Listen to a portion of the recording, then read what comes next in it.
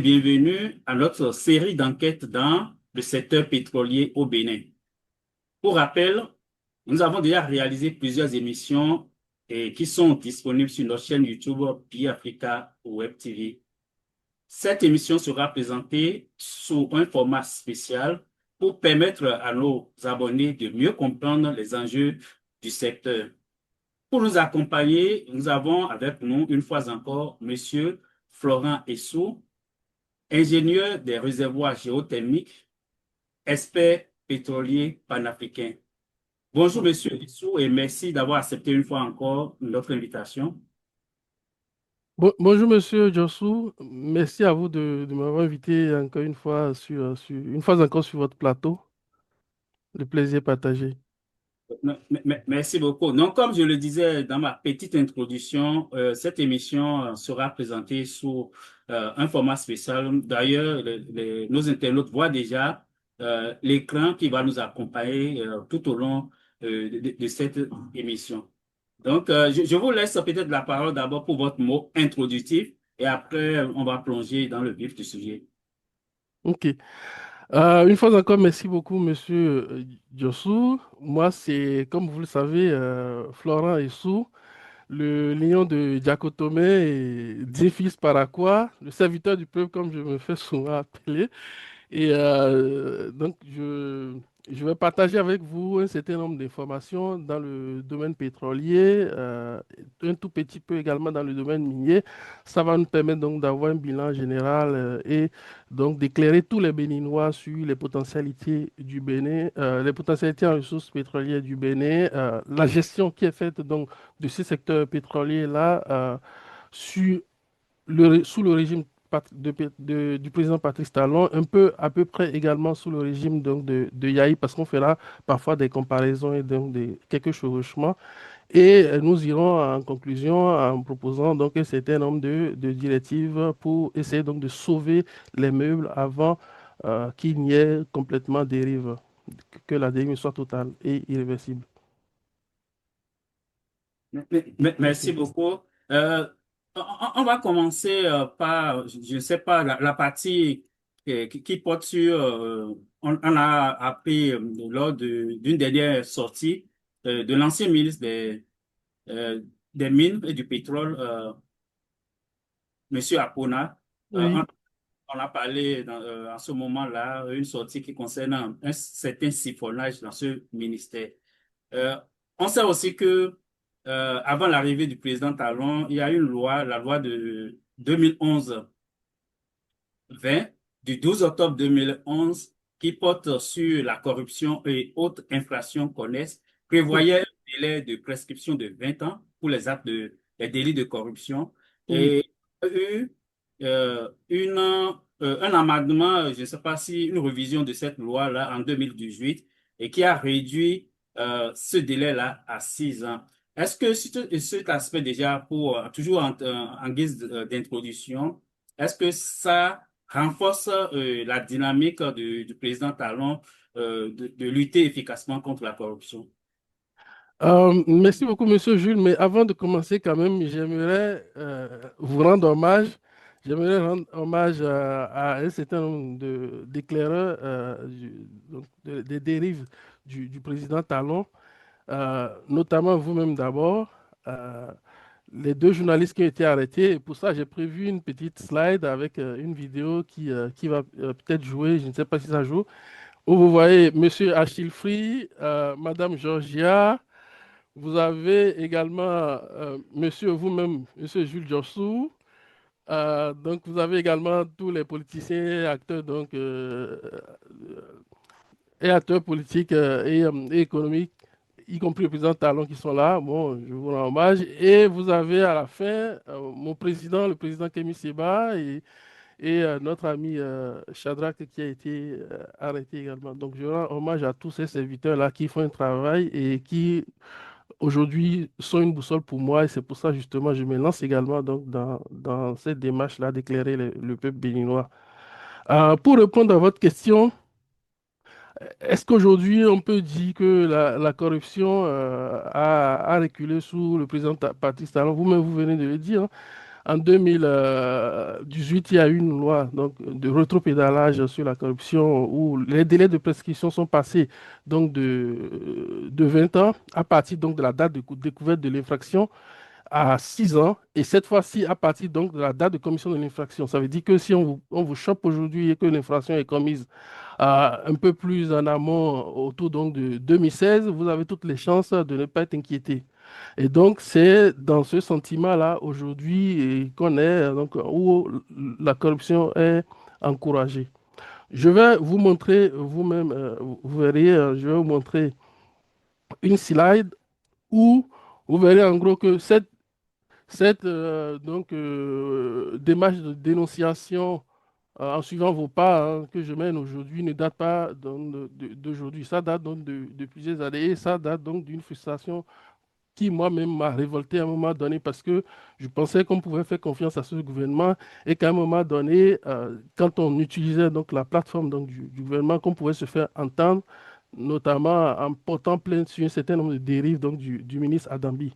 Malheureusement, comme vous le voyez sur mon écran là, vous avez une confirmation donc, du dépôt du statut donc, de ma demande et vous avez en réponse plus tard avec mon mail que vous voyez très bien ici avec la date à laquelle j'ai reçu donc le statut où le ministère, vous pouvez lire, dit qu'il n'est pas compétent pour, pas le ministère en fait, la direction installée à la présidence qui se charge donc de ces genres d'actes n'est pas compétente pour écouter donc ces genres de problèmes.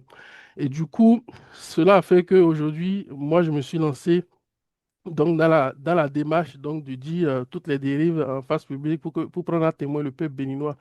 Mais bon, aujourd'hui, la lutte contre le siphonnage des ressources minières et pétrolières est confirmée. Et c'est une certitude et tout le monde le sait. Peut-être que le président Talon lui-même le sait, mais qui ne veut rien faire pour, en fait, endiguer cette gangrène-là. Et quand moi j'ai commencé ma lutte, figurez-vous que M. Adambi, il a fait réunir un certain nombre de personnages, dont l'SDG de la SOBE, qui est actuellement aujourd'hui SNHB, la Société nationale des hydrocarbures Bénin, M. Achade, la conseillère technique, Mme Amélina Suzanne. Il les a réunis et les a complètement accusés d'être aujourd'hui ceux qui dénoncent ce système de mafia qui est autour de lui, qui l'organise et les a, d'après nos informations, les a mis sous écoute et donc probablement moi-même, ma petite personne. Donc cela montre à quoi sont utilisées les ressources, donc les ressources donc du Bénin, notre contribuable, nos impôts. euh, Au lieu de lutter contre la corruption, ces messieurs ils utilisent ces ressources pour traquer les contribuables qui essaient donc d'éclairer le peuple béninois. Donc, c'est un peu ce à quoi nous sommes résolus aujourd'hui. Et donc, pour venir sur la petite question de M. Akbona qui euh, euh, parle donc de siphonnage, je ne sais pas si vous voulez que je progresse là-dessus comme ça. Ou... Vous pouvez avancer, oui, vous pouvez progresser. Oui. OK. Donc, sur la question donc du siphonnage, est-ce qu'aujourd'hui on peut dire que c'est excessif? Est-ce qu'on peut dire que M. Akbona, de façon excessive, a dit, a dénoncé le gouvernement? Non. Monsieur Akpona a choisi plutôt un langage diplomatique et c'est un langage très doux parce qu'en réalité, l'article 8 de la Constitution dispose, ça on peut le lire, c'est ce que je vous fais afficher à l'écran, euh, l'homme, la personne humaine est sacrée et inviolable. L'État a l'obligation absolue donc de la respecter, de la protéger. Il lui garantit un plein épanouissement. À cet effet, il assure à ses citoyens l'égal accès à la santé. Ça, c'est bien mis en avant-plan pour vous montrer plus tard ce que je voulais démontrer. À l'éducation, la culture, l'information, à la formation professionnelle et à l'emploi. Bon, côté emploi, on sait ce qu'il en est aujourd'hui. Bon. Et donc, aujourd'hui, quand on parle donc de santé, on parle tacitement donc de l'accès à l'eau potable. Et tout ce qui empêcherait, donc pour moi, tout ce qui empêcherait l'accès à l'eau potable est un acte criminel. C'est une violation donc de notre constitution. Et donc ce n'est pas une question donc de siphonner en divagation comme l'a exprimé le ministre Akpona, mais plutôt c'est une question donc de criminels en divulgation. Ces messieurs sont des criminels en divulgation. Ça, il faut dire les choses par leurs mots. Il ne faut pas aller par quatre chemins pour montrer du doigt les dérives de ce gouvernement. L'eau est une denrée capitale au Bénin, pour les Béninois. Vous savez, en général, quand vous allez dans les hameaux, dans les petites maisons, la première chose qu'on vous sert, c'est souvent de l'eau. C'est l'eau, on vous sert Mina Noussia, on vous donne de l'eau à Nouchia. Bon, chez nous, les Adjas, c'est peut-être du Sorabi. On va vous présenter après les salutations, les civilités. On vous présente peut-être du Sorabi. Mais bon, juste pour rigoler. Mais en gros, c'est pour dire que les Béninois s'attachent réellement à la question de l'eau et à la question donc de l'eau potable. Donc, pour moi, normalement, quand le ministre Akpona il sort ces questions et qu'il pointe du doigt les dérives donc, du système donc ces criminels en divulgation qui siphonnent donc les données publiques plutôt que de donner accès à l'eau potable, normalement, on devait se réunir, il devait avoir tout de suite une commission ou en tout cas une brigade qui doit se relayer 24 heures sur 24 et assurer sa sécurité et le soutenir. On s'apitoie simplement, malheureusement, en fait, on s'attarde aux petites erreurs qu'il aurait commises, aux petites interprétations. Au Bénin, tout le monde est intellectuel, on veut tout commenter à la fois, etc. On prend le raccourci fatal hein, en essayant donc de relier cette affaire à la tractation politique qui entre Dambi et Gbadamassi dans la huitième et plein d'autres choses.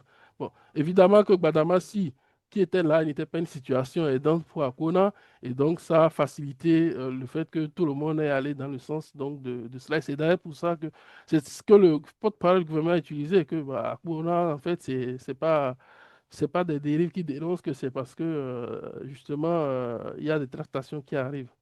Bon, après, on a vu, hein, monsieur Adambi porte plainte. Donc, que se reproche-t-il? S'il se reproche rien, non, mais il se tait. En fait, on dit qu'il se sent mauvais, se bouche. Bon, en tout cas, c'est un monsieur aujourd'hui qui fait honte à la communauté bâtonnons, on peut le dire ainsi. Et moi, c'est incompréhensible que ce monsieur soit toujours en divagation, un criminel soit en divagation. Et ça m'inquiète beaucoup pour les prochaines échéances électorales. Si tel est le cas et si Patrice Talon n'a pas d'alternative, moi, je peux lui faire des révélations comme quoi aujourd'hui, si on prend la huitième circonscription, on a des cadres au niveau du BR tels que M. Mama Ibrahim, un ex-professeur de mathématiques au CEU de Titirou, qui ne m'a pas gardé, mais puisque moi, j'ai fait CEU de Titirou, je le connais très bien. C'est quelqu'un de très intègre. Aujourd'hui, il est nommé chef des équestres donc, des bâtonnous. Donc, c'est un monsieur très dynamique. Il fait le consensus, on l'a vu dans la gestion donc, de la mairie de Parakou, puisqu'il a joué au maire. Et aujourd'hui, je pense qu'il peut être une alternative si tant est que Patrice Talon souhaite mettre la main sur Parakou et que pour ça, il ne peut pas prendre certaines dispositions pour endiguer les dérives de Adambi et lui poser certaines de questions directes. Et donc, je vais revenir sur un certain nombre de choses, notamment sur cette diapositive que vos téléspectateurs peuvent lire, euh, sur des attaques personnelles qu'aurait dont aurait été victime le ministre Akpona. Euh, Aujourd'hui, on peut dire qu'il n'y a pas de doute que cet article sorti par Africa Intelligentsia et relayé par Bénin Web TV, en fait, a pour nature donc, de déstabiliser le ministre Akpona. Et des premières défaillances, non, en fait, l'une des premières défaillances que Akpona a décelées quand il a pris le pouvoir en janvier 2025, c'était en fait le contrat frauduleux signé par Dambi, Wadani, homologué par Wadani, et qui n'a jamais été publié dans le journal officiel et dont PT lui-même il a validé au Conseil des ministres. Donc l'idée c'était en fait de cacher cette trahison-là. Euh, donc le contrat a été signé et validé au Conseil des ministres. Pour ce contrat, je vous dis, ça a été signé et validé au Conseil des ministres le 22/12/2023. Donc le 22 décembre 2023. Et c'est au lendemain 23 décembre 2023 que la société a craqué, s'est officiellement constituée. Ces sociétés étaient dans les démarches donc, de se constituer, mais ils n'avaient pas encore terminé les démarches, ou en tout cas n'avaient pas été officiellement publiées dans le journal par les greffiers, dans le journal des entreprises. Et donc, on voit très bien que là, en fait, il y a un acte donc, de trahison au haut sommet donc, de l'État que M. Akpona, l'auditeur, en gros, a découvert. Mais c'est quelque chose qui ne pouvait pas divulguer tout de suite. Et donc, on sent qu'il y a un peu donc, de jaloux de gauche à droite, ou en tout cas une machine de compression pour essayer soit de le faire partir tout de suite, ou en tout cas donc de lui siphonner la planche. Et pour moi, aujourd'hui, ce contrat, pour tout vous dire, monsieur Jossou, c'est un contrat qui n'a aucune valeur juridique.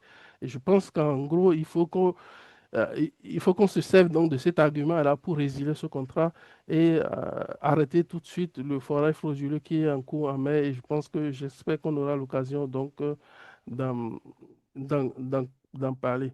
Et donc, pour finir sur cette question, je veux dire en gros, quand M. Akpona il a découvert cette dérive-là, euh, était-il dans le dilemme? C'est la question que moi je me suis posée.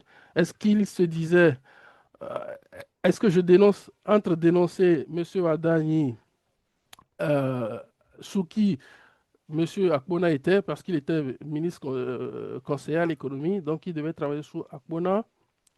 Il avait travaillé sous Akpona pendant un mois avant d'être nommé donc, ministre des Mines. Et aujourd'hui, on sait que le ministère des Mines également est sous tutelle du ministre Adani. Est-ce qu'on peut dire aujourd'hui qu'il était dans le dilemme de dénoncer, surtout que lui-même il a des prétentions électorales, qui veut se repositionner sur la liste donc, des BR et qui n'a pas envie de fâcher tout le monde. Ça, je ne saurais le dire, mais en tout cas, ça a eu raison de lui. Euh, et d'ailleurs, parce qu'aujourd'hui, il y a certaines informations qui courent et qui font état de ce que, euh, juste pour caricaturer, hein, Monsieur Jules, Monsieur Adani, il est allé pleurnicher auprès du président Talon en faisant brandir donc la menace, donc, ou en tout cas le mécontentement de nos Yovo, de nos amis blancs, ce que je vais appeler partenaires techniques et financiers, les PTF comme on les appelle, et qui financent les projets de l'eau au Bénin. Et c'est ce qui aurait conduit Patrice Talon au final à décider donc de l'écarter du gouvernement. Mais là également, c'était une erreur. Et donc vous avez toutes ces raisons, en fait, toute cette mafia qui est autour et qui ne voulait pas en fait qu'un certain nombre de choses soient révélées et que le système soit mis à nu et tout, quoi. Donc, vous avez ça. Donc, je pense que probablement, M. Wadan, il a joué du bras de fer pour qu'on puisse faire partie M. Akpona. Et bon, donc, il y a ça. Il y a aussi, j'ai entendu parler sur les réseaux sociaux donc, de la possibilité qu'il ait été envoûté. Bon, ça fait aussi partie donc, des hypothèses spéculatives.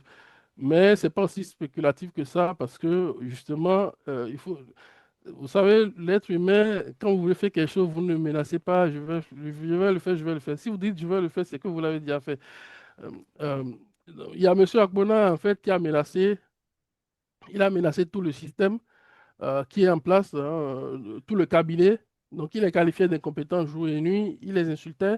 Il a fait sortir une liste, donc une longue liste sur laquelle il y avait une proposition donc, de poste de nomination déjà. Donc, il a déjà ces éléments qu'il voulait nominer. Et ça, il le prévoyait pour le mois de juillet. Et donc, dès la base déjà, dès avril, cette liste-là circulait déjà. En tout cas, les gens ont eu vent. Il leur a carrément dit, hein, pour certaines personnes, toi, je te remplace. Bon, donc tu finis là. Tel que par exemple le SGM, le secrétaire général du ministre, M. Adjo Canon Basile, son mandat arrive à expiration, je crois, le lundi prochain. Ouais, je pense, ou en tout cas, semaine prochaine. Et donc, ce monsieur, par exemple, il sait qu'il ne reviendrait pas à son poste. Donc, ça peut être aussi des gens on sait qu'on est au Bénin, qui auraient pu concocter des choses pour que le ministre entre dans une dérive. C'est possible. En tout cas, là, il y a une convergence d'énergie négative pour le sauter. Et derrière tout ça, il y a eu ce qu'on appelle donc le bouclier d'encouragement de la corruption qui est autour de Patrice Talon, qui soutient le fait que bon, il doit répondre et qu'il ne faut pas qu'il soit au poste pour pouvoir répondre parce qu'il aura des arguments à présenter. Donc c'est dans cet état donc, que nous sommes. Aujourd'hui, dans le domaine de l'eau, je n'ai pas trop fouillé. Je ne pourrais pas vous dire qu'il y a eu siphonnage et qu'il n'y a pas, mais ce que je sais aujourd'hui dans le domaine du pétrole, je peux vous confirmer qu'il y a du siphonnage. Pas qu'il y a du siphonnage, même, ils ont tout pris, ils ont vidé les caisses, ils ont vidé les fonds pétroliers. Et donc, c'est là-dessus que je vais vous entretenir, si vous le souhaitez. Très bien, on va parler donc exclusivement donc, du cas du pétrole. Et si vous voulez que j'y aille, oui, je peux. Oui, avant de vous permettre de revenir sur le cas du pétrole, je voulais juste rappeler à nos Oui, abonnés qui peut mettre, pour les différents articles qui étaient à l'écran, qui peut mettre la vidéo sur pause pour pouvoir lire tranquillement le contenu de ces articles-là. OK, donc vous pouvez continuer, oui. ok. Merci beaucoup. Donc, je vais continuer, je vais mettre le pointeur pour expliquer. Donc, en fait, aujourd'hui, avant donc de parler donc de blocs pétroliers, on parle de bassins. Et quand on parle de bassins, comment ces bassins se sont formés? Ça, c'est ce que je vais commencer par expliquer. Là, vous avez l'Afrique, donc il y a plus de 150 millions d'années, l'Afrique et l'Amérique étaient ensemble. Vous avez le Bénin qui est quelque part ici. Et donc, progressivement, le Gondwana, hein, c'est comme ça qu'on appelle le continent du Gondwana, a commencé à se séparer. Et vous avez ici une coupe qui passe par la zone sud-africaine et namibienne ici, et vous avez de ce côté-là, sur la plaque américaine, l'Argentine, qui ont commencé à se séparer. Et en rouge ici, vous avez la Namibie, en jaune à gauche ici, vous avez l'Uruguay et l'Argentine, etc. Vous voyez en image comment ça se sépare. Donc, ça s'est séparé progressivement et ça a continué jusqu'en Afrique aussi, et ça s'est séparé également donc, du côté du Bénin. Et donc, c'est l'image qui est reprise ici, en fait, pour dire en gros que toute cette zone-là se sont séparées et de part et d'autre, on a, du point de vue géologique, une convergence entre ce qu'on a dans le sous-sol en termes donc de sédiments, en termes donc de ressources pétrolières de part et d'autre. On a la Namibie qui a eu à faire des découvertes dans les mêmes roches. Ces mêmes roches qui se retrouvent également du côté de l'Argentine, on a eu à faire des découvertes dedans. Du côté du Bénin, où on a pu retracer l'équivalence, on a le bassin qu'on appelle le bassin du Potiga, c'est au Brésil. Et donc, dans le bassin de Potiga, il y a eu d'énormes découvertes de pétrole aujourd'hui. Mais au Bénin, rien. Dans les autres pays également, vous voyez, en fait, les dériques que je mets là, les points verts là, ce sont en fait des images donc, de pétrole où on a eu à découvrir donc, les images donc de dériques pétroliers où on a eu à découvrir donc du pétrole. Mais au Bénin, on n'a rien. C'est peut-être un malheur, mais je ne sais pas, je ne saurais le dire. Mais je pense que c'est parce qu'on n'a pas suffisamment cherché et on s'appuie un peu sur notre sort et on pense que bon, les choses se passent aussi facilement comme ça et que ça va tomber du ciel, quoi. Donc, pour revenir un peu dans le cas spécifique donc, du Bénin et délimiter à peu près ce qu'on a comme bloc sur ce bassin-là, donc, que je vous ai montré tout à l'heure. Là, vous avez la carte de l'Afrique, donc on va se situer quelque part ici. Le Bénin est là. Et vous avez le Bénin qui est quelque part là, avec le bassin. Donc en vert, là, c'est toujours le bassin sédimentaire côtier du Bénin. Ce bassin-là, il est appelé bassin de Keta, côté ghanéen, ou en tout cas le bassin de Tano chez les Ivoiriens. Qu'est-ce qu'on a ici à droite? On a le delta du Niger qui est au Nigeria, donc qui a accumulé donc, des sédiments dans cette zone-là et donc, dans les sédiments donc, apportés par les États du Niger, on a découvert donc, énormément du pétrole. Mais du côté du Bénin, on n'a pas eu cette chance-là d'avoir les sédiments de ce delta-là parce qu'il paraît qu'il y a un mont au Kitipupa, c'est comme ça on l'appelle, c'est un peu un Yoruba, et qui fait qu'aujourd'hui, on n'a pas été gavé donc, de sédiments qui auraient pu porter donc, du pétrole. Donc, en fait, c'est derrière cette barrière intellectuelle paresseuse que nos ingénieurs aussi se fixent aujourd'hui pour dire qu'on n'a pas du pétrole au Bénin. Et en tout cas, il y a des voix qui s'élèvent contre cet argument-là et des voix comme la mienne, par exemple. Et donc, vous avez ici une petite image de la zone en verte, là, du côté du Bénin qui est ici. Et c'est là-dessus qu'on va découper ce domaine-là en deux. Une partie va être appelée bloc A qui est ici et une partie va être appelée bloc B. Mais comme on ne peut pas voir la partie qui est sous l'océan, on va dire que, bon, voilà, on a cette partie-là qui est sous l'océan qui représente en fait le domaine maritimes béninois. Donc ça, c'est nos eaux. Au-delà donc, du bloc 15, ça devient les eaux internationales. Et donc, le domaine maritime, selon l'ancien cadastre, ça a été divisé en 15 domaines, 1, 2, 3, 4, jusqu'à 15 que j'ai nommé ici. Et en gros, ce bassin-là, du bloc A, B jusqu'au domaine qui est ici, qui est le bloc 15, on l'appelle bassin sédimentaire côtier de chez nous, BSC. Peut-être que je ferai allusion, pour pas trop dire bassin sédimentaire côtier, pour aller un peu plus rapidement. Donc, vous pouvez garder BSC pour la suite. Et donc, d'après le nouveau découpage qui est en train d'être mis en place, vous avez un autre bassin au nord. Donc là, on passe donc du sud avec A et B ici. On remonte au nord. Vous avez du côté de Kandi, le bassin de Kandi. Bon, le bassin de Kandi, en fait, appartient à un grand bassin qu'on appelle le bassin des Ilméniden, dont la majeure partie donc, de ce bassin se retrouve au Niger, une partie en Algérie, une toute petite portion en Algérie et une partie là au Mali. Donc, cette partie qui se retrouve au Bénin, elle est ici identifiée en couleur verte. Et là, il y a une faille qui passe par ce bassin qui est appelée la faille donc, de Kandi. Et on pense que aujourd'hui, hein, on n'a pas encore toute la certitude que c'est le prolongement de la faille de la Romanche qui se retrouve de l'autre côté du bassin Potiga au Brésil. Bon. Il y a un autre bassin qui est appelé le bassin de la Pandjari qui n'est pas suffisamment profond pour contenir du pétrole.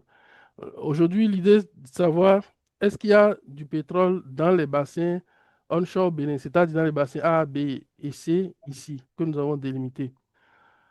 Donc, pour ça, euh, je vais vous expliquer la possibilité d'avoir ou pas donc, le pétrole, du pétrole dans ces bassins-là. Le bassin de Kandi, il n'est pas profond. Et pour avoir du pétrole, au moins, il faut une roche, mais une roche qui est profonde donc de 2000 mètres minimum.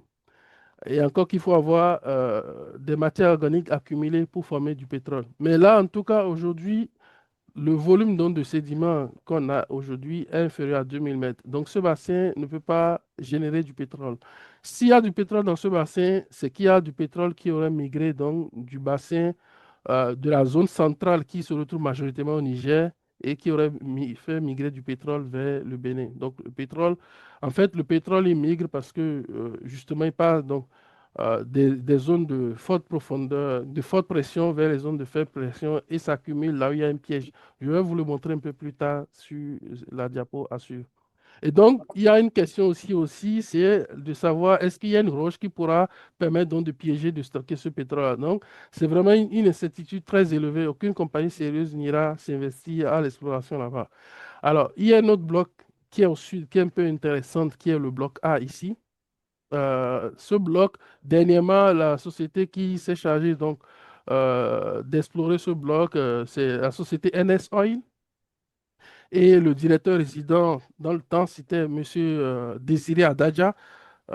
Donc, il est également il a été ministre donc, de la communication au Bénin. Je ne sais pas si vous le connaissez, M. Jules, mais ce nom doit vous parler probablement. Oui, Et donc, effectivement, il a été ministre au Bénin, oui.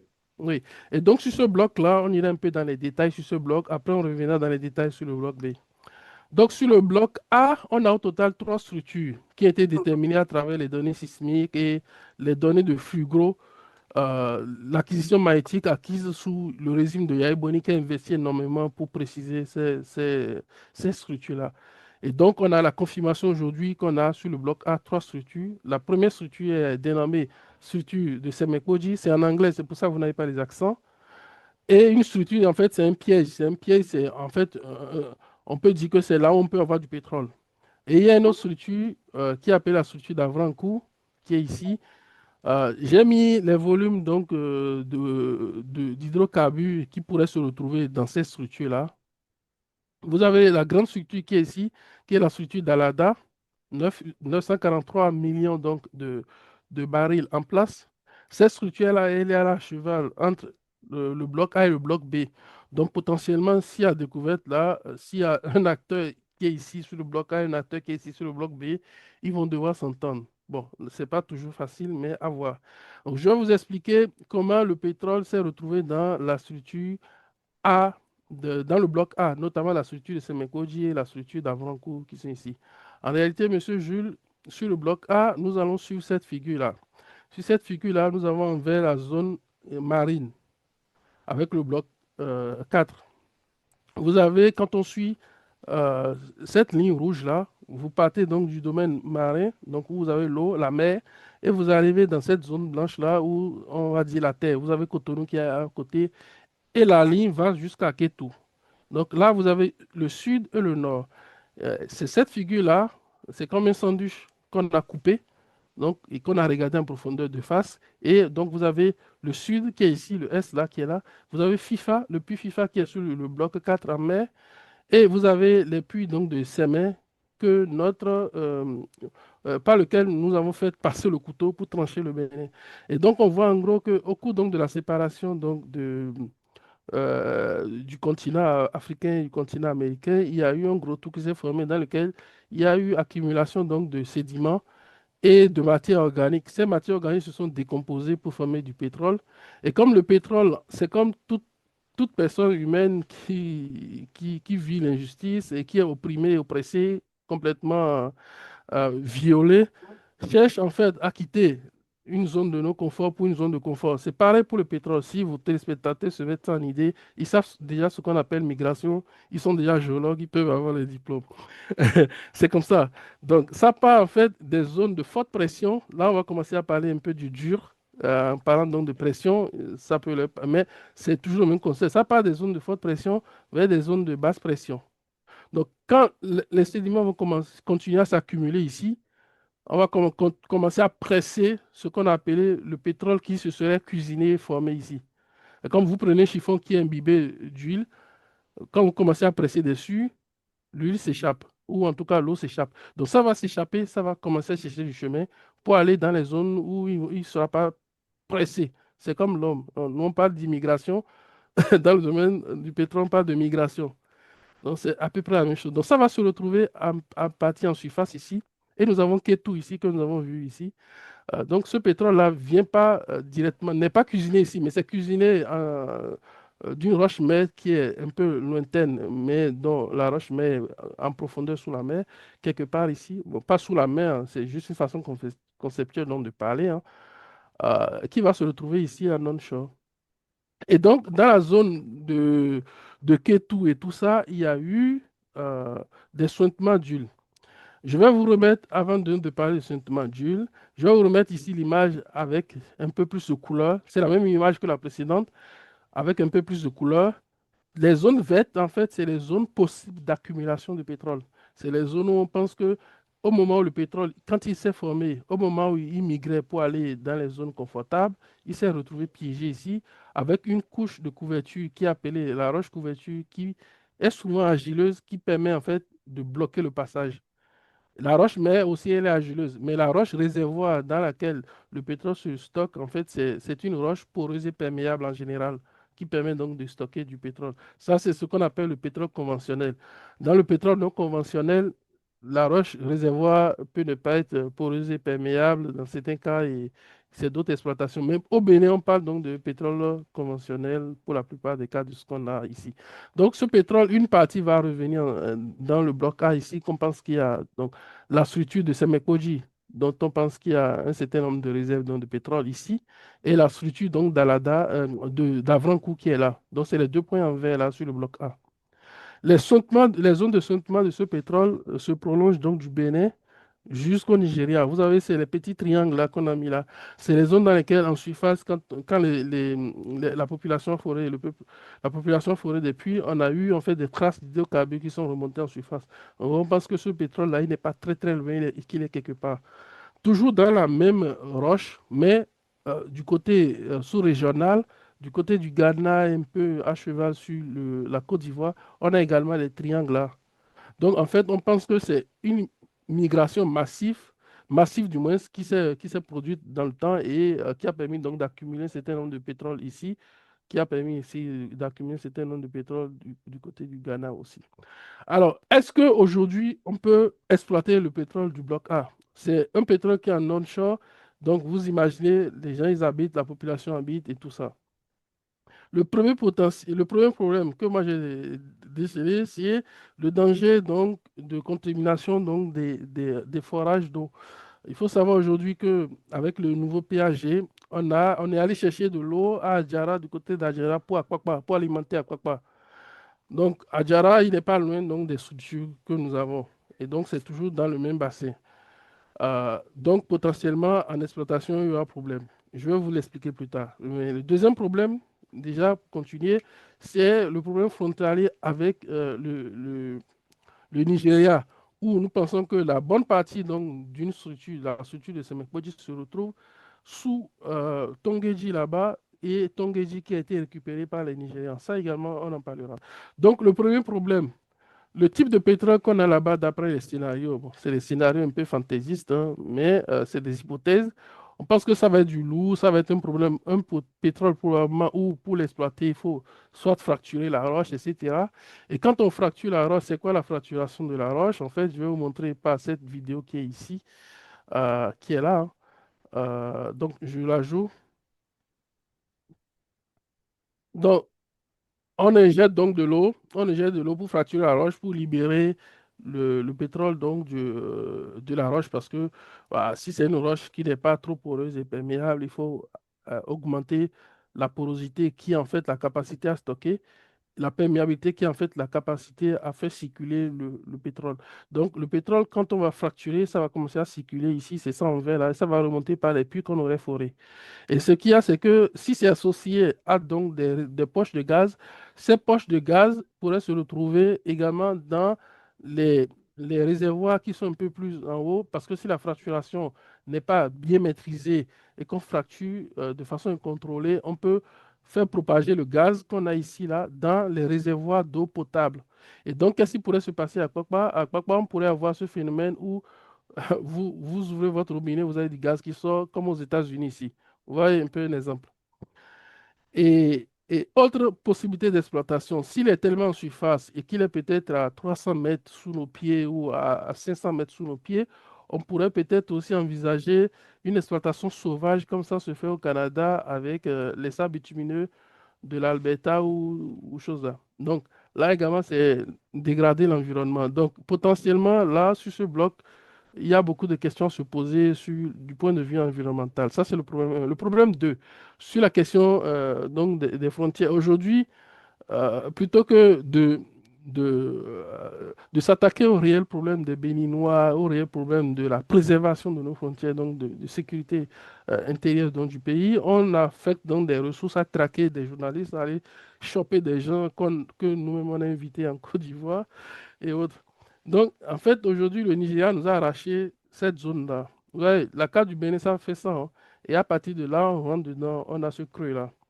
Malheureusement, on a Et la ça a structure. été fait dans le silence total, hein. On n'a Ça, pas eu du tout, on n'a pas eu de réaction de la part des autorités béninoises. non, non, mais c'était dans le silence total parce que, en tout cas, je sais que sous Yahi Boni, la question était vraiment discutée à travers donc le directeur, l'ex-directeur de la SNHB, M. Achade, qui prenait les devants, qui luttait dur pour que cette partie donc du Bénin ne soit pas perdue parce que il a vu qu'on a en fait, un réservoir qui pourrait se prolonger là, qu'on a une forte potentialité donc en hydrocarbures sur ce bloc. Donc il bataillait dur, mais il n'était pas écouté. Mais en tout cas, c'était une question qui était sur la table. Mais depuis que Patrice Talon est arrivé, notamment en 2016, en 2019, vous voyez, l'article publié par Benin Web Africa dit, hein, vos journalistes, ou en tout cas vos téléspectateurs peuvent aller chercher, c'est gisement pétrolifère de Tongeji Island. La convoitise entre le Bénin et le Nigeria, ça c'était depuis 2019. C'est publié par M. Jean-Claude Joël. Et vous avez en 2023 un autre article qui est publié, un blog qui est publié où le, le gouverneur de l'État d'Ogun, parce que cette zone-là appartient à l'État d'Ogun, ils disent c'est en anglais ici, hein, ils peuvent faire poser lit que dans tous les cas aujourd'hui, la zone dont de Tongeji appartient au Nigeria. Donc, les Nigériens, eux aussi, ils ont eu la confirmation qu'il y a du pétrole et notamment que ce pétrole se retrouve ici. C'est le prolongement en fait, de cette structure-là qui est ici, qui se retrouve là. Et donc, aujourd'hui, personne ne s'en préoccupe. On alloue des ressources pour traquer prioritairement des Béninois plutôt que d'aller lutter pour récupérer l'intégrité du territoire béninois. Le ministère de l'Intérieur ne fait rien pour ça. Vous avez le ministère des Mines à Dambi, rien. Vous avez le ministère de l'Environnement, parce qu'il faut le dire quand même si nous on renonce à exploiter ce pétrole et que le Nigeria commence à exploiter, il n'est pas exclu que d'après le profil donc de développement que je vous ai montré, avec des fracturations, que cette fracturation incontrôlée soit propagée du côté du Bénin et que nous commençons pas à boire de l'eau qui contient du gaz. Donc, en termes donc de planification, et donc de perspective, etc., c'est nul sous ce gouvernement. En tout cas, dans le domaine pétrolier, c'est nul, c'est complètement nul. Donc, on ira progressivement sur le bloc B. Alors, sur le bloc B, c'est pire. Alors, sur le bloc B, c'est tout un autre problème. Donc, sur ce bloc-là, il y a eu zéro puits, mais il y a de l'exploration. Et quelle est la société qui est actuellement sur ce bloc? C'est Elephant Oil. Donc, Elephant Oil, c'est une société qui est gérée par un certain monsieur qui est appelé Matt Hale.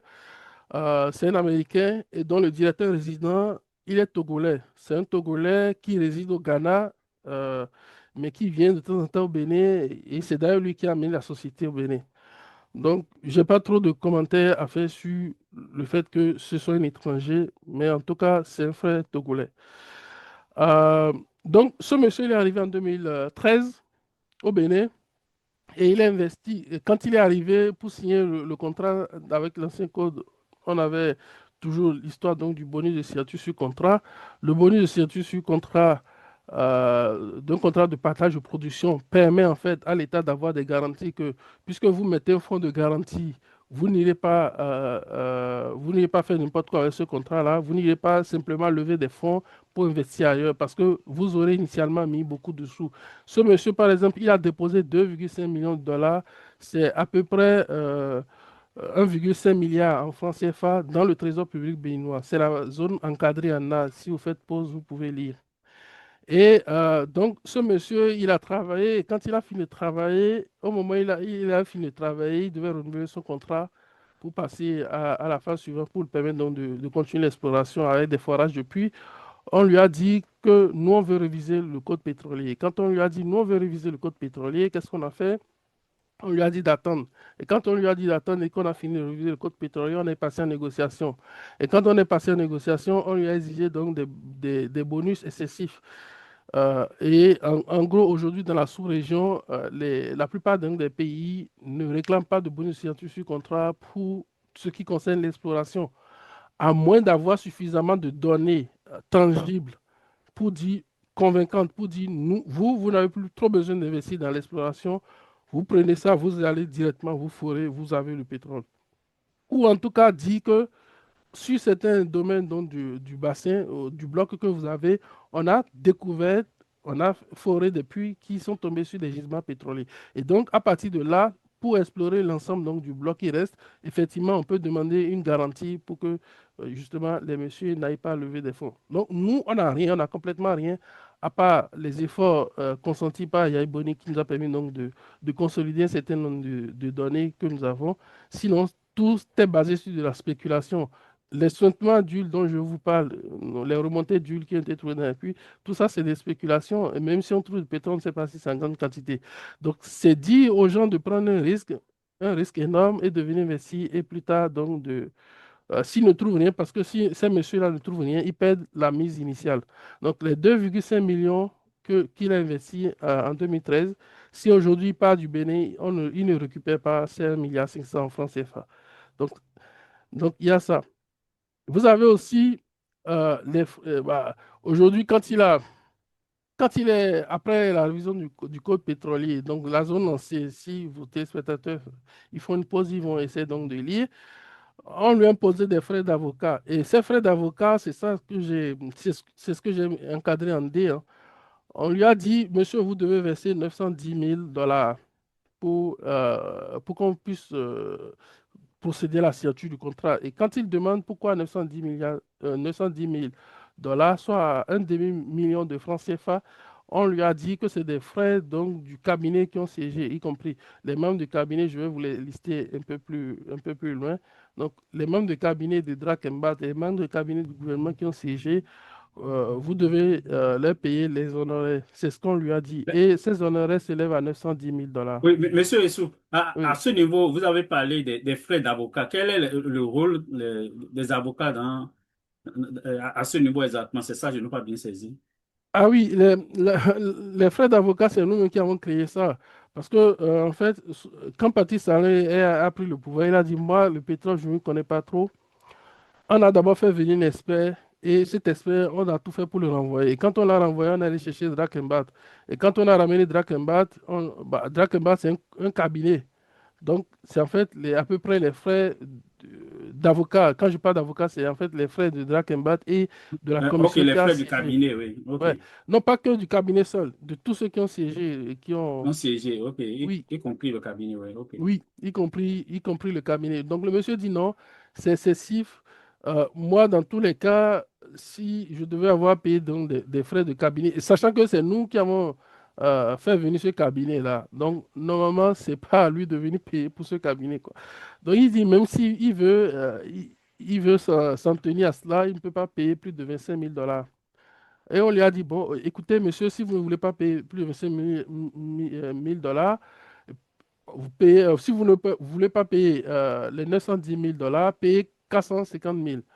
Malgré ça, il a refusé. Et quand il a refusé, on lui a dit, bon, écoutez, monsieur, on avait négocié.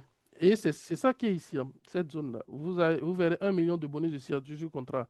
Ça, c'est ce qu'il a réussi à négocier parce que le Bénin était parti sur 2 millions. Et donc, quand il a dit non, au final, je ne paye pas vos 910 000 $, on lui a dit, OK, puisque on vous a fait faveur, qu'on vous a dit, vous payez 1 million de dollars comme bonus, finalement, vous payez 2 millions de dollars. Et c'est ce qu'on lui a dit quelque part ici. Donc, je n'ai pas encerclé ça, mais si vos téléspectateurs lisent, ils vont tout comprendre. C'est rocambolesque. Donc, et puis, on lui a dit, bon, vous versez, soit vous acceptez ça, soit vous payez 2 millions de dollars. 2 millions de dollars, il sait que ça va dans le trésor public. Le monsieur, il a accepté de payer 2 millions de dollars. Parce que les 910 000 $ qu'on lui a dit de payer, c'était à aller verser dans un compte à la BNP en France. Et donc, le monsieur, il dit non, mais comment est-ce que moi je trace après que c'est parce qu'il y a des coûts récupérables dans tout ce que vous faites comme investissement. Comment est-ce que moi je traque ça? Comment je justifie ça plus tard? Je ne peux pas. Et ça ressemble à de la corruption également. Et vous savez aujourd'hui que, bah, du coup, le monsieur, c'est un Américain. On a compris plus tard également qu'il essaie donc de se positionner sur le marché américain pour lever un certain nombre de financements. Et donc, il devait montrer patte blanche parce qu'il était sous surveillance des services secrets et tout ça. Et donc, même s'il avait envie donc de les corrompre et d'avoir ne serait-ce que son contrat, il ne pouvait pas le faire. Donc, ce n'était pas de la mauvaise volonté. Je n'encourage pas la corruption non plus, hein. Mais je veux dire, dans le business, parfois, il y a des choses que les gens font de façon pas très honnête, un peu comme certains de nos amis dont on va parler plus tard. Donc ce monsieur, il a complètement refusé. Et donc quand il a refusé, on en était là, quand en 2022, soit à peu près 2 ans plus tard, on lui a fait appel pour de nouvelles négociations. Donc on lui a dit, écoutez, monsieur, revenez, vous allez négocier. Donc il était tellement content qu'il a répondu automatiquement le 1er mars 2023. Et quand il a répondu, il a fait une proposition. Et dans cette proposition, il dit, là, il augmente l'ardoise. Il passe donc de 2 millions de bonus à 3 millions de bonus. Donc, également, il dit que lui, sa participation sera de 15%. Donc, il renonce à 85% parce qu'aujourd'hui, on sait que la plupart du temps, les compagnies, quand ils investissent comme ça, ils sont ceux qui coupent la grande masse. Mais lui, il dit non, moi, je veux que 15%, 85% pour vous, pour le Bénin. C'est formidable. Et les redevances pétrolières, 15% pour le pétrole. La redevance pétrolière, c'est ce que l'État prend, boum. C'est c'est la royalty. C'est quand vous vendez le pétrole, c'est la part que l'État prend justement avant qu'on ne commence à partager, suivant la clé de partage définie dans le contrat. Donc, le code prévoit 10%, mais lui, il fait une offre, il dit 15%. Donc, on voit très bien sa volonté vraiment d'aboutir à la signature de ce contrat-là. Bon, c'est 3% pour le gaz, il a maintenu 3% pour le gaz. Et donc, quand nos gars, ils ont vu ça, ils se sont dit, ah, mais ce monsieur-là, en fait, c'est pas une question d'argent, le problème, c'est une question de, en fait, il se fout de nous, il ne veut pas nous payer ce qu'on lui demande de payer pour nous graisser les pattes, mais plutôt, il veut payer le bonus parce qu'il sait que ça va dans la caisse donc, de l'État et que lui, plus tard, il pourra brandi les factures récupérées, ça c'est clair. Et donc, ça a choqué la bande de mafieux. Et du coup, à partir de cette date-là, il n'a plus de réponse jusqu'à ce que nous sommes là aujourd'hui, à part quelques demandes de tractation qui n'ont jamais abouti. Et donc, le monsieur, du coup, il a envoyé en 2023, du coup, il a saisi le président de la République. Et je suis certain que, bon, euh, ça a été la même chose que pour moi, hein, quand vous saisissez les instances, en tout cas, toutes les, les organismes qui sont installés à la présidence et qui travaillent autour du président, c'est de la mafia, c'est du copinage. Tout ce monde-là, ils communiquent entre eux. Je suis certain que le président n'a pas eu la lettre, mais moi j'ai eu une copie donc de la lettre que je vous présente ici. Vous pouvez faire une pause et lire un peu. Il a essayé donc de dénoncer un peu ce qu'il a vécu et tout ça. Bon, c'était un peu naïf de sa part aussi parce que dans ces genres d'environnement, vous ne savez pas qui est-ce qui vous aime et qui est-ce qui ne vous aime pas. Donc vous ne pouvez pas tout de suite condamner les gens parce que vous ne savez pas sur qui la lettre va tomber. Encore que les membres du cabinet sont pour la plupart à la présidence. Donc, ces membres de cabinet, on peut les voir, hein. Bah, vous avez Drakemba, vous avez Adambi qui est ministre, vous avez Servadé qui est la directrice juridique à la SNHB, Société nationale du Bénin. Vous avez Bakary, M. Bakary qui est actuellement ministre des Affaires étrangères. Vous avez Dagnon, tout le monde le connaît. M. Aguemon, ex-conseiller. M. Oussou, M. Claude Olympio, et Madame Amelina, bon, c'est la seule qui a un profil sérieux dedans d'hydrocarbures, à part peut-être le cabinet qui a aussi des compétences, mais des compétences sulfureuses quand même. Mais sinon, Amelina, c'est quelqu'un qui est du domaine du pétrole et qui a longuement travaillé donc, dans le domaine du pétrole. Et si vous avez fait attention à ma présentation, notamment à la diapositive 20, je crois, vous verrez sous la lettre que j'avais affichée le nom d'un honorable, l'honorable Kouanou. Je ne sais pas si vous avez vu ça également, qui est également parfum donc des dérives qui est en cours sous le président Yahi Boni. C'est un membre du BR. Il aurait pu parler à Dambi pour lui dire, bah, écoute, arrête tout ça. S'il était en copie de la lettre, je ne sais pas si vous avez fait attention, je peux vous le Oui, montrer oui, j'avais rapidement. vu C'est juste passer, là. hein. Voilà, c'est le point F. Honorable Kouanou a été mis en copie donc, de cette lettre-là. Donc aujourd'hui, il sait qu'il y a une mafia autour qui voulait se greffer à cette compagnie et sucrer suffisamment avant de signer le contrat. C'est des pratiques qui en cours sous ce régime. En fait, la plupart des compagnies, quand elles arrivent au Bénin, actuellement sous ce régime, vous graissez des pattes et après, une fois que vous êtes paumé, vous vous lancez dans la recherche. Vous n'avez plus suffisamment de fonds parce que si vous levez un peu de fonds avant de venir, après vous vous retrouvez avec rien du tout et c'est ce que ce régime-là promet en général. La différence avec le régime précédent, c'est que sous le régime précédent, vous avez Kassa qui essaie de tout faire pour faire venir les compagnies. Et une fois que ces compagnies sont au Bénin, lui, il met la main sur les ressources dans ces compagnies et il pille. Donc, c'est en fait ça, quoi. L'autre, il fait venir, il pille. Ceux qui sont là actuellement, ils pillent d'abord avant de faire venir. Donc, si vous ne donnez pas, vous ne venez pas. C'est ça, en fait, le truc. Et donc, quelles étaient les activités prévues par cette compagnie-là sur ce bloc? Nous avons pu mettre la main sur certains documents. Vous voyez ici, sur cette image-là, bon, un certain nombre de traits, c'est des données qui ont été acquises, c'est un peu scientifique, tout ça, c'est un peu peut-être flou pour vos choses là. Mais vous avez encerclé ici les différentes structures, la structure sur le bloc A et la structure de Semé, la structure d'Avrancourt, et vous avez la structure d'Alada qui va sur le bloc B. Et donc, sur cette structure qui va sur le bloc B, nous avons une image ici qui montre à peu près le type de réservoir qu'on a là, sur la structure Alada, qui est quelque part là, qui est ici. Et vous avez également les types donc, de différents types de roches couvertures et les zones de sointement d'huile ici, dans ce puits-là, qui a été photographié. Bon, après, ce n'est pas ce puits-là seul, parce que dans la localité donc, de Sazoué, il y a eu des traces d'huile qui ont été détectées en surface et dans certaines localités également de l'Okosa et tout ça. Il y a eu des remontées.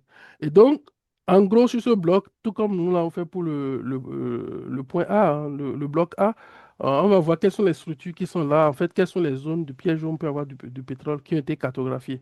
Donc là, ils ont cartographié énormément, hein. Ceux qui ont travaillé là-dessus ont cartographié plusieurs structures. Vous pouvez lire. Vous avez la structure de Tofor, vous avez la structure d'Adiga, vous avez la structure de Lokossa, vous avez la structure d'Agboji.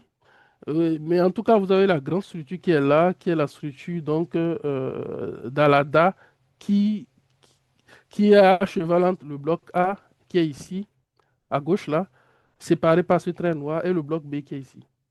Donc, ce qu'on va faire, en fait, on va faire tout comme l'autre image que je vous ai présentée, on va faire une coupe en sandwich ici, qui va partir du point B jusqu'au point A, et qui va passer par ces structures-là que nous avons ici, notamment la structure centrale d'Alada et la structure nord d'Alada.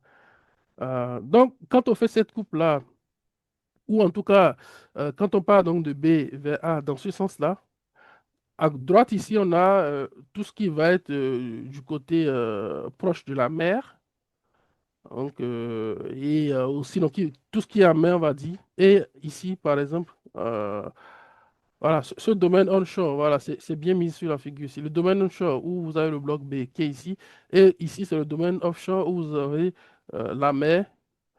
Ici, vous avez dans la même roche qu'on retrouve du côté donc, de la structure d'Alada, vous avez déjà des puits qui ont confirmé la présence de pétrole, que ce soit du côté du champ Adjé au Nigeria, que ce soit donc de façon schématique du côté donc de Lomé, de Togo, avec un certain nombre de,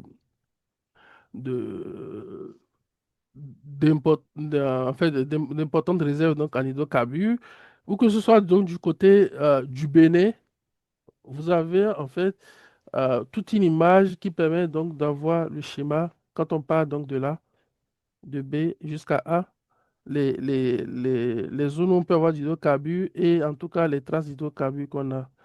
Et donc, ce monsieur, qu'est-ce qu'il prévoit de faire? Il a également vu, ici c'est ça, hein, c'est en anglais, le gas cloudy possibility.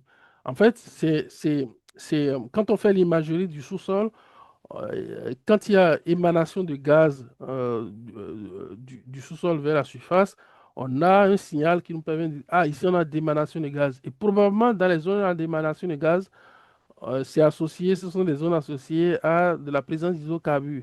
Et donc, notamment dans la structure, dans la centrale là et la structure nord, on a des émanations donc, de gaz vues sur les sections sismiques. Et donc, c'est ce qui est pointé ici. Et le premier puits qui prévoit donc de forer ce monsieur, c'est un puits sur la structure d'Alada. Il prévoit également un deuxième puits ici. Donc, en gros, cette corrélation régionale et sous-régionale nous permet de dire aujourd'hui que c'est un bloc très intéressant et le type de pétrole qu'il y a là-bas n'a rien à voir avec le type de pétrole qu'il y a dans le bloc A et que potentiellement, ça peut être intéressant pour le Bénin d'œuvrer à ce que les contrats soient signés, que nous ayons véritablement vers le forage typique aujourd'hui donc de ce bloc-là. Donc, là, je viens de vous présenter la migration de ce pétrole et je viens de vous présenter l'acteur qui opère là-dessus et qui est en difficulté au Bénin, qui est un Américain d'ailleurs. Et aujourd'hui, on sait tous que Donald Trump, il soutient tous les pétroliers. Et donc, probablement, nous, si on continue dans cette lancée donc, de gouvernement mafieux, là, on pense aujourd'hui qu'on pourrait se voir nos visas supprimés aussi. Et donc, c'est une bombe à retardissement. Et le ministre Bakary qui a suivi un peu les travaux de négociation de ces contrats, il est conscient de cela. Il faut qu'il prenne ses dispositions, il faut qu'il prenne ses responsabilités dès maintenant. En tout cas, nous, en tant que panafricanistes, c'est de se demander est-ce que cet acteur-là, il est véritablement fiable? Parce que quand on fait des promesses mirobolantes comme ça, est-ce que ça ne cache pas quelque chose? En tout cas, ça, personne ne saura le dire, mais quand on regarde un peu le développement donc, de cette compagnie dans la sous-région, on voit en gros qu'il s'agit probablement d'un acteur fiable parce que, regardez, la Côte d'Ivoire aujourd'hui a une culture pétrolière très avancée comparée à la culture pétrolière béninoise, comparée au nôtre. Et donc, ce monsieur, il s'est vu en juillet 2024 dernier signer, il y a à peu près un an, signer 3 contrats de 3 blocs onshore, donc toujours en terre, en Côte d'Ivoire. Donc, je veux dire, quand même, là, on ne peut pas dire on vient à la cheville des Ivoiriens. Si les Ivoiriens identifient et lui signent ce contrat, c'est que quand même, il y a un minimum de sérieux là, quoi. Et donc, je pense que on peut y aller, on peut aller vers la signature du contrat de ce monsieur-là, ou sinon récupérer le bloc. Mais si on récupère le bloc, il ne faut pas aller donner ça aux Chinois tel qu'on est en train de le faire là. C'est plutôt de récupérer ça et de mettre ça dans le giron donc, de la Société nationale des hydrocarbures pour que ce soit les Béninois eux-mêmes qui développent ce pétrole tel que le Niger essaie donc de le faire avec certains blocs Bima que le président Tchani a confié à la Société nationale. Donc, c'est une question aussi de souveraineté. Donc, une fois qu'on a fini tout ce qui est en terre, revenons maintenant, mais allons-y, allons nager un tout petit peu. Et donc, là, je vais pas trop détailler sur la potentialité donc, des blocs, de chaque bloc, tel que je l'ai fait précédemment pour les blocs A, B et C. Je vais plutôt vous convier d'aller sur le site de la SNHB. Vous tapez cette adresse-là, Monsieur Josso, vous verrez toutes les informations sur tous les blocs, y compris les blocs qui sont ici. Donc, nous allons commencer par parler donc du bloc 4. Puis, nous irons progressivement vers le bloc 1. Et c'est là où je vais détailler un peu plus. Euh, sur euh, le bloc 4, vous avez, au départ, c'était en fait un consortium. Vous avez CBH qui avait signé Compagnie Béninoise des hydrocarbures. Et vous avez, quand ils ont décidé d'aller forer le puits qu'on appelle le puits Khoumela, qui est foré sur le bloc 4 ici, c'est le tableau que vous avez ici, là, le bloc ou le puits Khoumela 1. Ils sont allés en consortium avec Petrobras et Shell. Rappelez-vous de Petrobras. Petrobras, c'est une compagnie pétrolière brésilienne. C'est la compagnie nationale. C'est l'équivalent du SNHB chez nous. Et qu'est-ce que Petrobras a fait? En fait, Petrobras a décidé d'aller en consortium parce qu'ils savent que euh, sur ce bloc 4, les sédiments qu'on retrouve dans la formation visée sont à peu près ce qu'on retrouve de leur côté dans le bassin Potiga que je vous avais présenté en début de présentation. Et donc, potentiellement, eux, ils sont enthousiastes sur le fait qu'il y a probablement des hydrocarbures. Ces messieurs, ensemble, ils ont investi 90 milliards et ils sont allés forer le puits Khoumela 1 en mer très profonde, on va appeler offshore très profond, avec 3000 mètres de colonne d'eau. Et quand ils ont fini, ils ont foré à peu près sur 3000 mètres, donc au total 6000 mètres en termes d'assemblage, donc de tubage jusqu'au fond. Euh, ils n'ont rien trouvé. Et quand ils n'ont rien trouvé, bon, après, il y a eu le scandale donc, de Petrobras. Et Petrobras a essayé donc de se défendre en disant, ben, écoutez, Petrobras n'a pas investi au Bénin et tout ça. Bon, donc, ouais, toute la mafia liée au domaine pétrolier.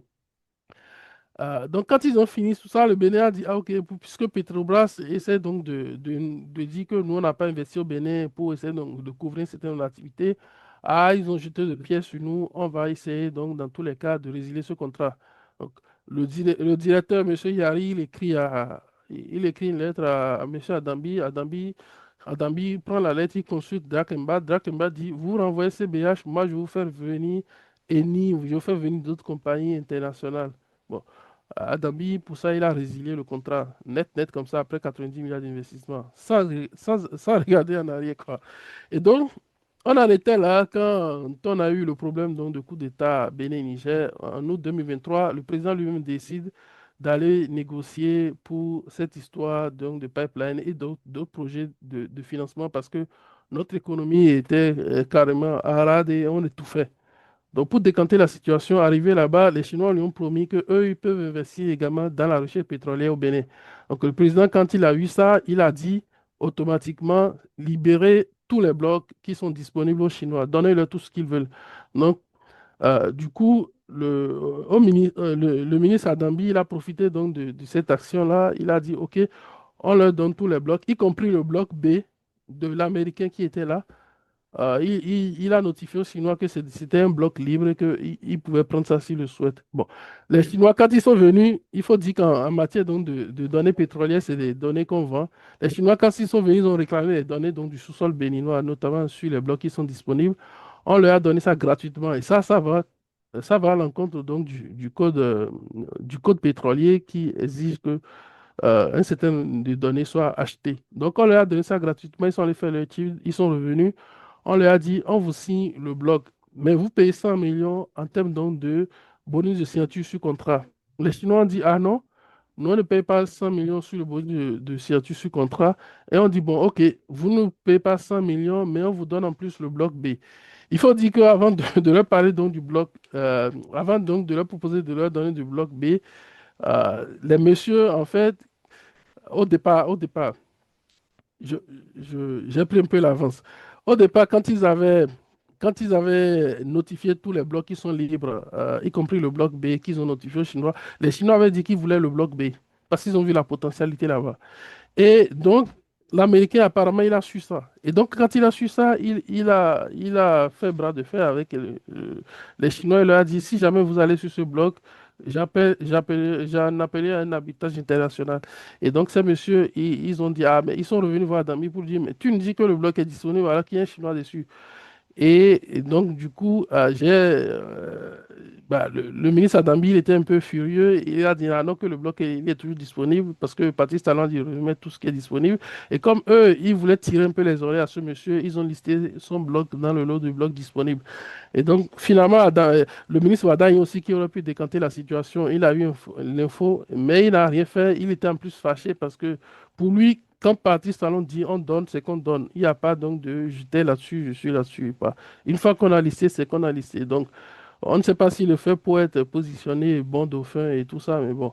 En tout cas, on voit un peu la moralité de ces personnes-là et qui sont prêts à en fait mettre le Bénin en problème pour leurs propres intérêts.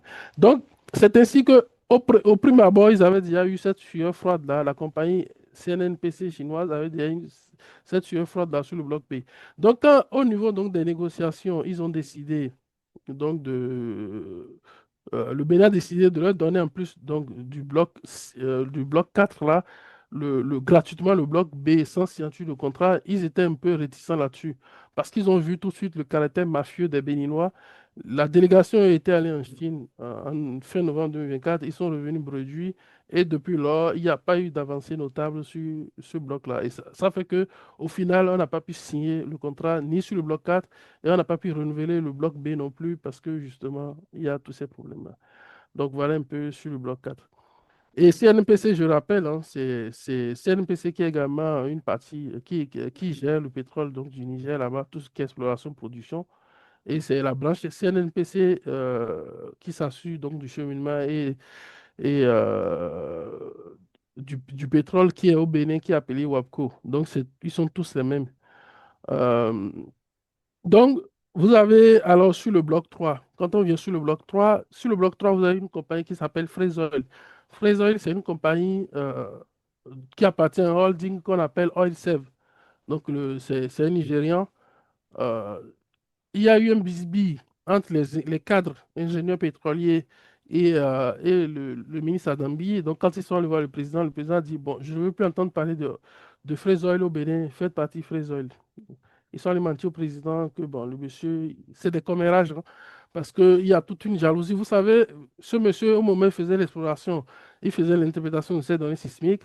Vous, en tant qu'ingénieur, quand vous y allez, vous faites un mois, c'est 20 millions. Donc, c'est 20 millions, vous revenez à 20 millions par jour. Donc, les ingénieurs allaient là-bas, notamment pour apprendre à voir comment est-ce que les gars là travaillent sur les données, comment est-ce qu'ils interprétaient toutes les données pour en faire une image du sous-sol. Et en plus de ça, ils étaient payés. Donc, ils font un mois, ils reviennent à 20 millions. Donc, tout de suite, Adambi, avec ses gros yeux, il a vu que c'était une compagnie qui était juteuse, sur laquelle on pouvait soutirer. Mais quand le monsieur a voulu faire de la résistance, bon, donc on lui a coupé les pieds avec des mensonges qui sont allés raconter au président. Au final, Adambi, il revient en faiseur de paix. Il dit, bon, écoutez, transformez-vous en oil save, prenez le nom officiel donc, de la maison mère, revenez me voir, je vais arranger les choses. Mais malgré ça, le monsieur, le Nigérian n'a pas accepté donc, de le faire. Vous voyez comment c'est cynique. Hein. Ils iront présenter au président Talon que désormais c'est Oil Safe qui est dessus, alors que derrière Oil Safe, c'est toujours Fraser Oil. Vous voyez comment ils sont cyniques. Bon, donc c'est un peu ça sur le bloc. Et sur ce bloc-là, on a zéro puits également. Ouais. Donc sur le bloc 4, on a FIFA, Hiron, Sota, Humela. Mais sur le bloc 3, on n'a rien.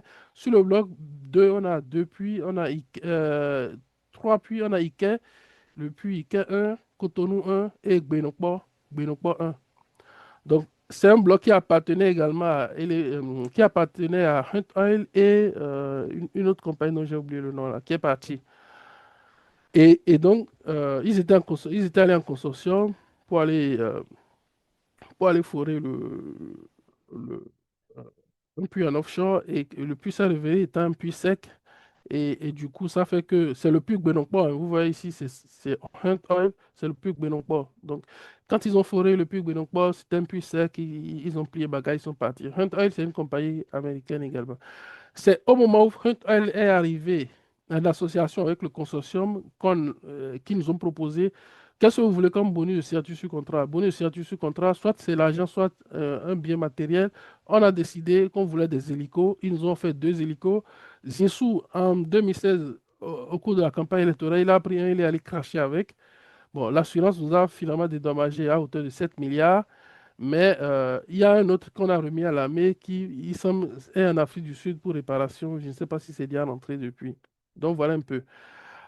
Et enfin, on vient sur le bloc 1. Sur le bloc 1, pour faire rapidement le résumé, vous avez plusieurs acteurs qui se sont suicidés.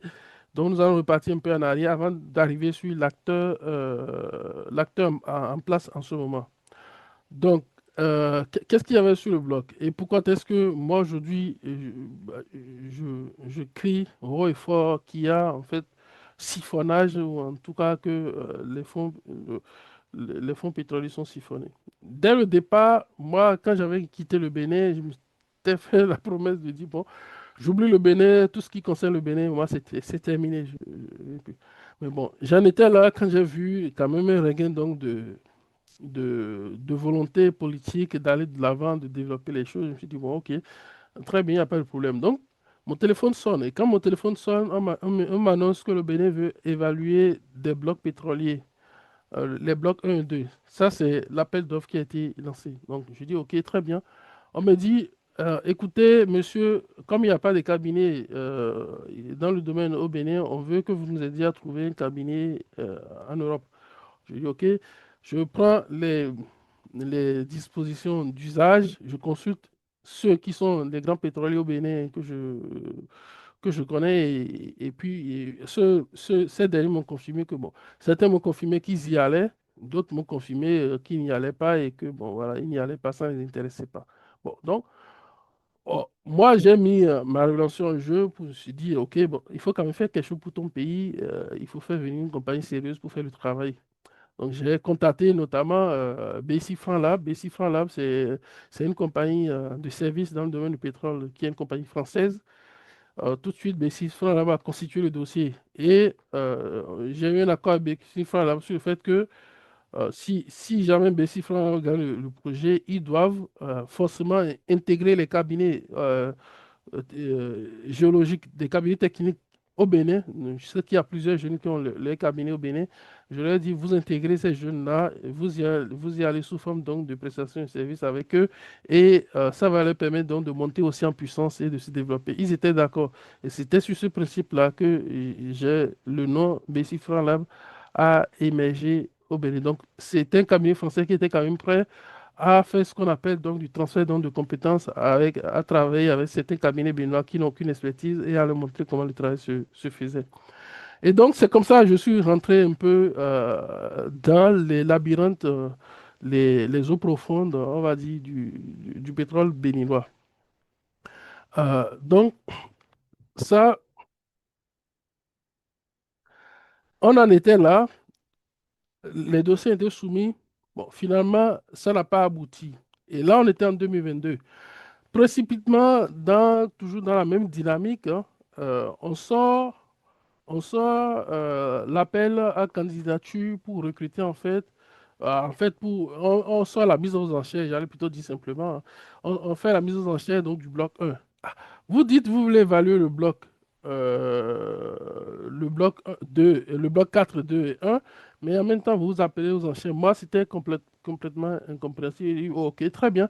Ça fait que au final, le bloc 1 devait se retrouver dans le giron donc, d'une compagnie qui devait siéger et peut-être s'en occuper, et qu'au final, les blocs qui devaient être concernés par cette étude devaient être alors les blocs 4 et 2. Mais moi, ça ne me dérangeait pas. Bon. Après, j'ai été aussi gêné parce que je vous avoue, ça, je ne l'ai pas dit, mais quand j'ai appris le montant que ces messieurs ils avaient réservé pour l'étude géologique et l'étude d'ingénierie avec tous les travaux, les missions listées, j'étais tombé des nues parce que c'est complètement loin des prestations de services, donc en général des cabinets sérieux, quoi. Ces messieurs prévoyaient 75 millions. Alors que pour ces gens d'études, il faut prévoir au moins dans les 300 millions, quoi. Donc, bon, ça, j'avais déjà eu ce pic-là. Et deuxième pic, je me suis, on consécute tout le monde, on lance la mise aux enchères. Ok, très bien, pas de problème. Et quand on a lancé la mise aux enchères, il y a un certain nombre de compagnies qui ont présenté leur offre. Et malgré que ces compagnies ont présenté leur offre, on les a contournées. On est venu, en fait, choisir une compagnie qui est venue en dernière position, qui a présenté en fait une offre mirobolante, fantaisiste dans certains cas, qui en fait ne reflète pas d'un sérieux en fait, d'exercice ou en tout cas d'un avenir sérieux pour le Bénin.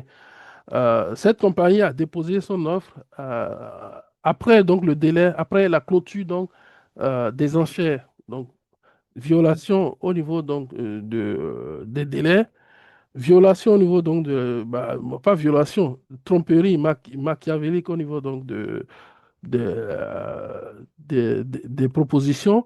Mais malgré ça, c'est cette compagnie qui a été sélectionnée. Cette compagnie s'appelle Zenith Oil. Et ça, c'est fait sous la coupole donc de Olivier Bokor qui parrainait Adambi pour ça. On sait aujourd'hui que cette compagnie-là finance donc la mafia azerbaïdjanaise. Ça, ce sont les services secrets américains qui ont découvert ça. Et le MI6 également britannique. Donc, on sait aujourd'hui aussi que on a pu faire le lien entre cette mafia azerbaïdjanaise-là et les dérives donc de la famille personnelle donc, du président Patrice Talon, impliqué dans des affaires de drogue. Et ce qui fait qu'aujourd'hui, quand Patrice Talon il a eu vent de cette affaire, de cette proposition mirobolante fantaisiste, etc., il n'a pas songé à rompre directement cet accord et en tout cas, il a dit de stopper cette compagnie-là. Non seulement elle est venue hors délai, elle est venue avec des propositions mirobolantes, etc., qui sortent donc du cadre de la norme, hein, et qui révèlent donc un caractère pas très sérieux. Donc, en gros, le président, il n'a rien fait. Parce qu'on pense aujourd'hui que peut-être que la mafia serre les couilles aux membres donc, de sa famille très proche.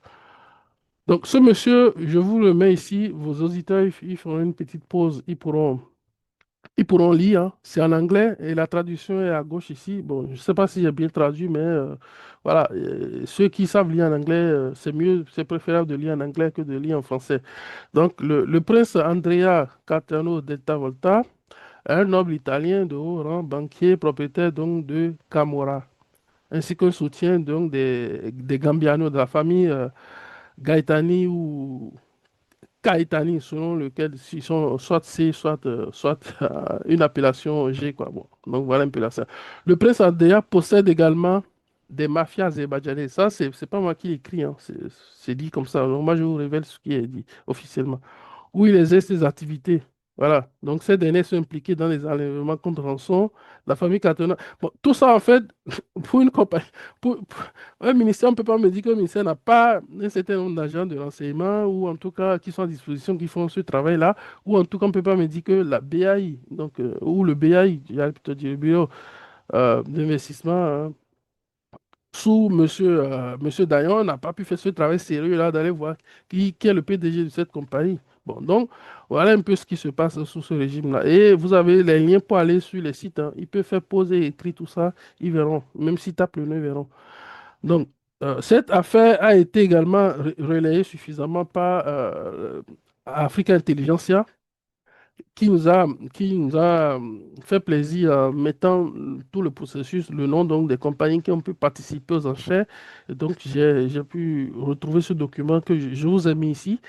Et donc, dans la liste, ils ont fait un peu l'historique en disant que au départ, c'était Sapetro qui était sur ce bloc et dont le propriétaire de Sapetro, c'est Thierry Danjuma, jusqu'en 2019. Thierry Danjuma a signé en 2007 au Bénin et en 2019, il est parti. Bon, il était déjà parti depuis 2000, fin 2016, hein, mais le temps donc, de plier bagages et autres complètement, on était dans la gironde donc, de 2019.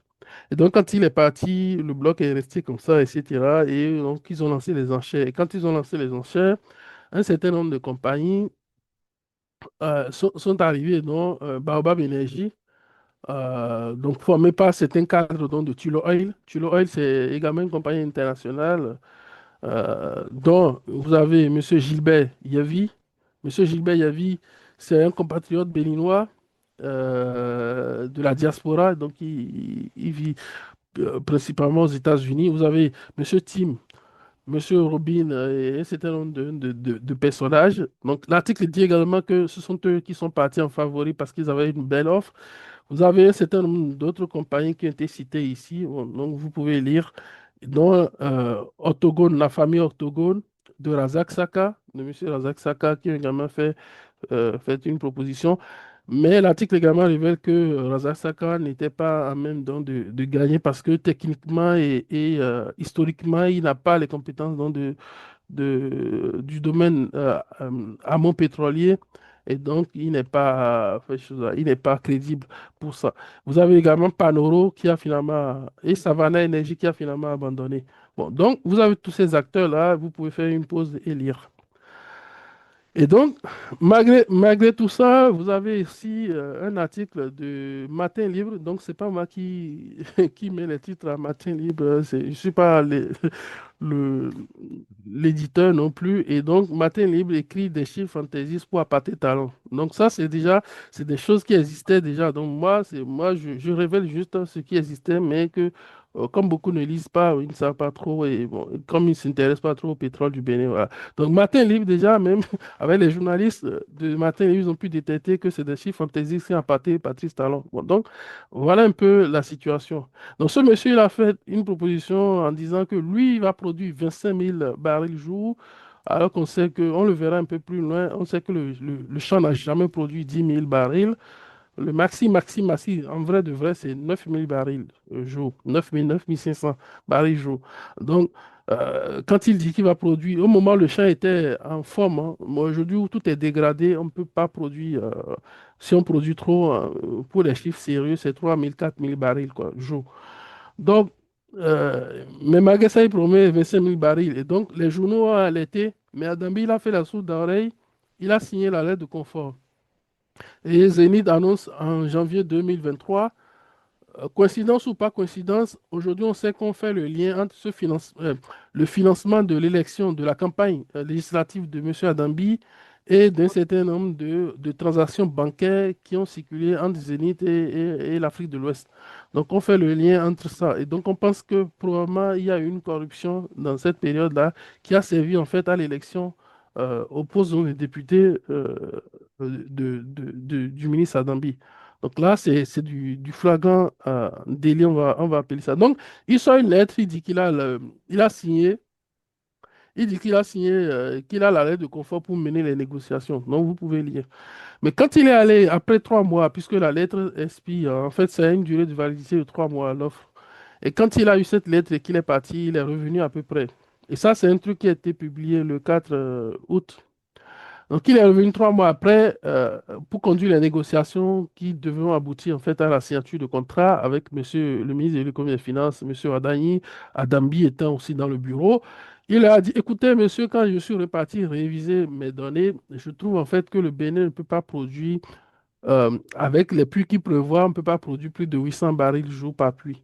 Donc, au final, on est très loin de l'objectif de produire 25 000 barils jour de pétrole par jour, quoi. Et donc, ça fâché, M. Wadani, M. Adambi aussi était fâché. Il a eu ces mots, hein, je vous l'ai dit, quoi? Vous vous foutez de ma gueule, quoi? Vous vous foutez de moi? Et puis, c'est comme ça, dans la foulée, Monsieur Wada, il dit, sortez-le de mon bureau, il est parti. Je vous raconte les coulisses. C'est l'exclusivité, si vous voulez. Et donc, monsieur Adami, comme il n'a pas, il est un peu effrayé, il n'a pas les reins solides pour rédiger une lettre, il a fait appel à l'ex-directeur général de la direction générale des sociétés minières des hydrocarbures, qui est aujourd'hui Société nationale des hydrocarbures SOBE, M. Jean-Jacques Achari, pour lui demander donc de l'aider à rédiger la lettre. Donc, ce monsieur, en fait, euh, comme il a une réputation très bonne et qu'il est très bon, il conseille quelquefois le ministre Adambi, mais le ministre Adambi ne l'écoute pas souvent. Mais pour cette lettre-là spécifiquement, il lui a fait appel et c'est ce monsieur qui a rédigé la lettre que Adambi a transmis en fait à Zénith pour leur notifier le renvoi. Et quand ils ont été renvoyés, ils sont, il est allé publier en août dernier parce il a pris la lettre de confort pour aller lever des fonds sur les marchés internationaux. Il allait lever 2 millions, un peu plus de 2 millions donc, de dollars, soit c'était à peu près 3 millions, je crois. Donc, soit à peu près 1 milliard et quelques. Ah, voilà, les chiffres sont là, 2 millions 3. Voilà. Donc, il a levé 2 millions 3. Et 2 millions 3, vous convertissez ça en francs CFA, vous êtes un peu moins de 1 milliard 500 francs en francs CFA. Et donc, quand il a levé pour rassurer ses investisseurs de ce que il ne les a pas arnaqués, il leur a dit les fonds vont servir ailleurs parce que au Bénin, aux gens, c'est clair une partie, la situation politique n'est pas stable. Donc, il renvoie de l'opprobre sur nos institutions, sur la présidence et sur Patrice Talon lui-même. Donc, voilà comment ce monsieur il nous a nargués. Donc, on venait à peine donc d'être échaudé. Ou en tout cas complètement roni par ce monsieur, et ça ne nous a pas servi de leçon. En tout cas, il y a d'autres compagnies qui ont essayé donc de reprendre langue avec le Bénin, notamment Baobab Energy, et Monsieur Rimingler de la société Rimingler aussi. Et ce sauvetage est venu donc de l'initiative des pétroliers, des ex-pétroliers béninois. C'est des anciens qui se sont réunis, qui ont dit, bon, écoutez, on va faire venir ces compagnies. Prioritairement, puisque l'offre de Baobab Energy était la meilleure offre, ils ont discuté avec Baobab Energy. Quand ils sont allés devant M. Wadagni pour discuter de la possibilité d'aboutir à, à une négociation qui pourrait aboutir à une signature de contrat, Monsieur Wadagni vantait tellement les investissements faits en fait pour repeindre les, euh, les compresseurs et tout le matériel qui est autant que femme à semer là-bas. Je vais vous montrer le matériel, y compris les logements qui sont là-bas. Il vantait tellement l'investissement qu'il ne voulait pas rabaisser le bonus scientifique sur contrat. Il réclamait notamment 5 millions de dollars sur chose-là. Et du coup, les messieurs lui ont dit, écoutez, nous, on n'a pas ce plan de développement là. Ce qu'on a, c'est un plan de développement qui prévoit une unité mobile et qui ne va même pas utiliser les installations qui sont disponibles. Donc, en fait, vous voulez nous vendre des installations sans que cela ne soit bénéfique pour nous. Donc, il insistait là-dessus.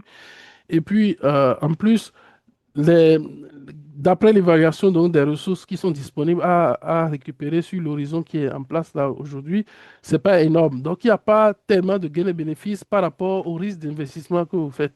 Et du coup, tellement il insistait que dans la commission, il y a eu quelqu'un qui lui a dit, écoutez, monsieur, on n'est pas là pour faire du blanchiment d'argent et nous, on est là vraiment véritablement pour un investissement sérieux et on pense que c'est, voilà, le montant que vous avancez, il est un peu exorbitant et tout.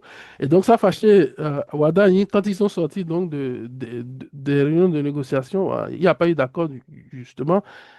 Il a décidé de ne plus poursuivre avec ces messieurs-là.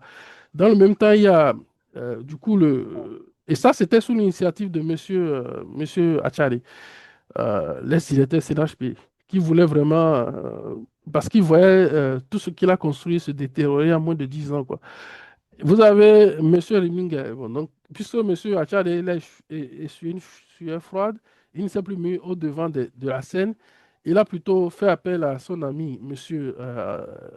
Agbaoundo, pour porter devant la compagnie Reminger qui avait aussi en son temps été intéressée par le bloc, notamment la société Assiette Petroleum qui avait aussi déposé son dossier dans les enchères.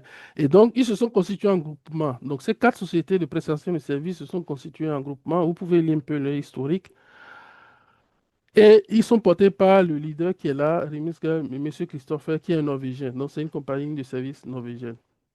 Donc, ils sont allés, ils ont, ils ont récupéré un certain nombre ils ont acheté un certain nombre de données et ils sont allés étudier ces données, ils sont revenus avec une proposition. Leur proposition est encerclée ici.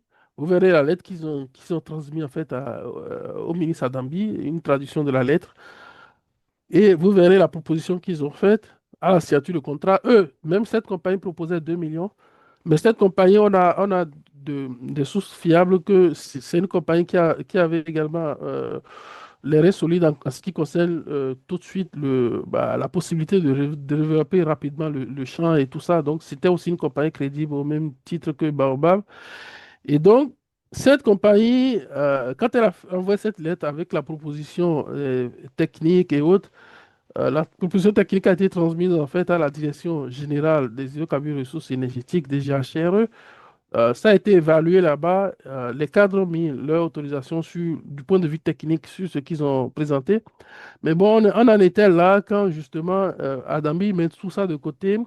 Il sort brusquement en décembre 2023. Il sort une compagnie qui est appelée en fait RES International qui en fait a finalement signé le consortium avec SNHB et Octogone de M. Razak, consortium qu'ils appellent Akrake Petroleum, dont je vous ai dit, si vous vous souvenez en entame, qu'ils avaient en fait un contrat, ils avaient finalisé le montage donc, du consortium de la société et qu'ils étaient officiellement reconnus au tribunal le 23 juin, mais qu'en fait, leur contrat avait été déjà entériné par le Conseil des ministres du mercredi 22 décembre 2023.